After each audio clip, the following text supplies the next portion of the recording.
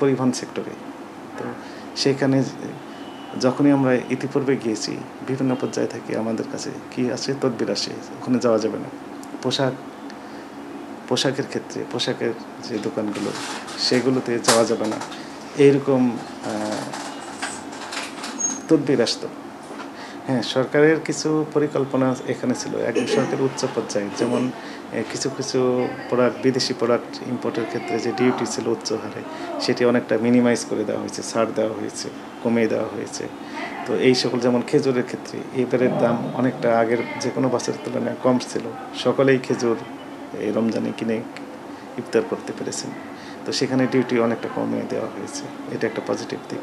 এবং প্রতিটা ক্ষেত্রেই সরকারের একটা নজরদারি ছিল, মানে যেখানে যে কাজটি করা প্রয়োজন ঠিক সেই সময় এই কাজটি করা হয়েছে। বিভিন্ন সোর্স থেকে, এক দেশের উপর আমদানি নির্ভর না করে বিভিন্ন দেশ থেকে আমদানি যেন করা যায় কিছু কিছু পণ্য, সেই সোর্সও খোঁজা হয়েছে সরকার পক্ষ থেকে।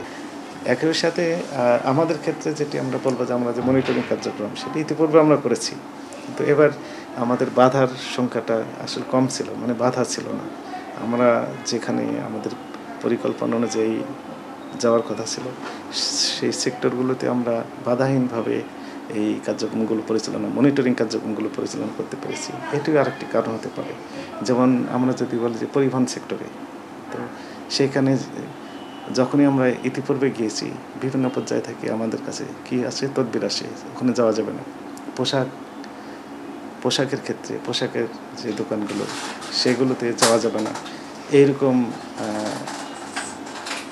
তদবির আসতো, কিন্তু সেই তদবির তো এবার আসে না।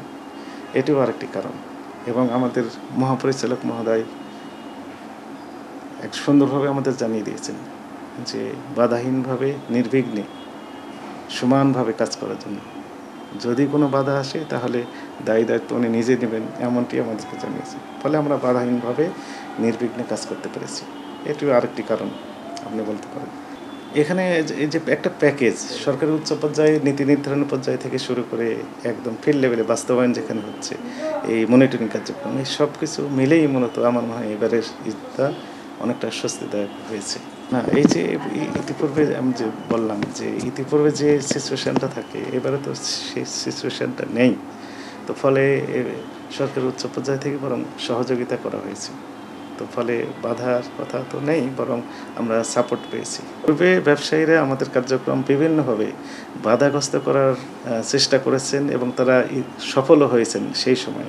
কিন্তু এইবারে হয়তো তারা চেষ্টা করেছেন, কিন্তু সেটি সফলতার মুখ দেখেননি। ফলে এটিও আরেকটি অন্যতম কারণ আমাদের যে কার্যক্রম স্মুথলি পরিচালনা করার জন্য।